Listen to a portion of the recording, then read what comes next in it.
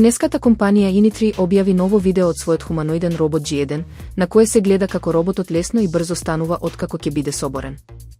Според описот на видеото, роботот сега има режим на антигравитација и подобрена стабилност при различни движења. Реакциите на социјалната мрежа X се поделени, некои корисници се воодушевени од технолошкиот напредок, додека други бараат реална примена без човечка интервенција.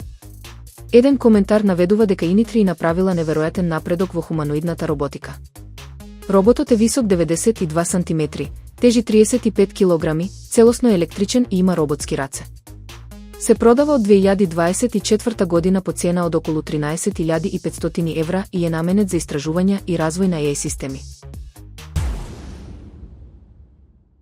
На пазарот на интернет пребарувачи наскоро ќе се појави нов играч, Ladybird, целосно независен енџин што се развива од нула и не се подпира на постојните системи како Blink или Gecko. Првото издание е најавено за 2026 година, а неговата појава има потенцијал да го наруши долгогодишниот монопол на неколку големи компании кои ги диктираат веб стандардите. Ladybird се издвојува со модуларна архитектура, поголема безбедност и фокус на точна имплементација на интернет стандардите, без притисоци од комерцијални интереси.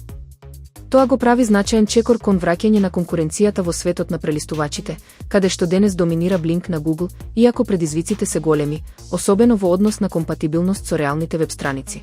Ladybird може да го промени технолошкиот баланс на интернетот.